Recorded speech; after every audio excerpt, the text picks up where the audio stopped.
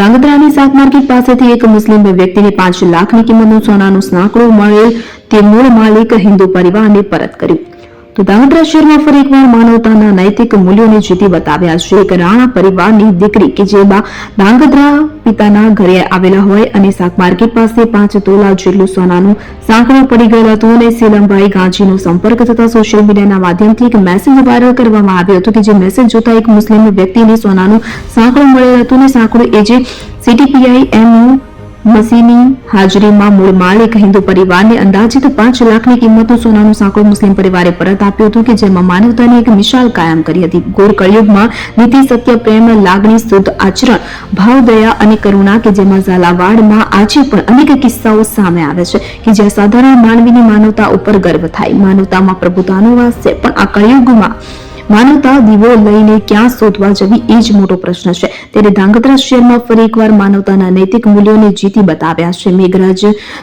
મેઘરાજસિંહ રાણા પરિવારની દીકરી બા ધાંગધ્રા પિતાના ઘરે આવ્યા હોય અને શાક માર્કેટ પાસે 5 તોલા જેટલું સોનાનું સાંકળું પડી ગયું હતું અને સલીમભાઈ ગાંધીનો સંપર્ક થતા સોશિયલ મીડિયાના માધ્યમથી એક મેસેજ વાયરલ કર્યો હતો કે જે મેસેજ જોતા એક મુસ્લિમ વ્યક્તિ કાળુભાઈ એમજભાઈ સુમરાને સોનાનું સાંકળું મળેલ કે જે સાંકળું સીટીપીઆઈ એમયુ મસીની હાજરીમાં મૂળ માલિક મેઘરાજસિંહ રાણા પરિવારને અંદાજિત 5 લાખની કિંમતનું કે જે મુસ્લિમ પરિવારે પરત આપ્યું. સોનું પરત કર્યું હતું અને સોનું જોતા જ તેની આંખોમાંથી હરખના આંસુ છૂટી પડ્યા હતા. માનવતા એના નૈતિક મૂલ્યોમાં આજે પણ દરેક માણસમાં જીવે છે, પણ જરૂર છે માત્ર એને પ્રોત્સાહન આપવાની એમ બતાવતા આ કિસ્સા પ્રામાણિકતા સાથે માનવતાના દર્શન થયા હતા અને ધાંગધ્રા શહેરમાં હિન્દુ મુસ્લિમ એકતાની એક મિસાલ કાયમ કરી હતી. બાશિત શેખ, ધાંગધ્રા.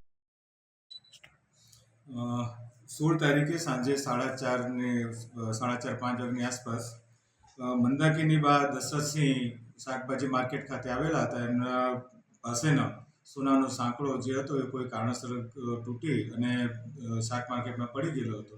જેની જાણ તેમને થતાં તેમને પોલીસ સ્ટેશન અને બીજા જે સોશિયલ મીડિયામાં છે સલીમભાઈ ગાંચી કરીને એમને જાણ કરેલી. સલીમભાઈ ગાંચી સોશિયલ મીડિયામાં એની પ્રસિદ્ધિ કરી, જે આધારે આ જે સાંકળો જે પડી ગયો હતો એ ધાંગધ્રાના જે કાળુભાઈ અહેમદભાઈ સુમરા કરીને છે એમને મળી આવેલો હતો.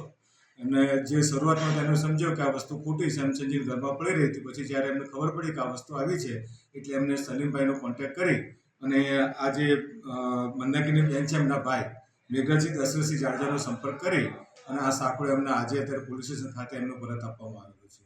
કાળુભાઈ એક આ સારી એક ઈમાનદારી અને માનવતાની એક કામ કરેલું છે અને આ જ રીતે જો બીજા પણ કરતા હોય તો પછી જે કોઈ વસ્તુ આ રીતે મળી આવતી હોય તો લોકો એનું સારી રીતે ભાઈચારાથી અને ઇન્સાનિયતથી લોકો રહી શકે.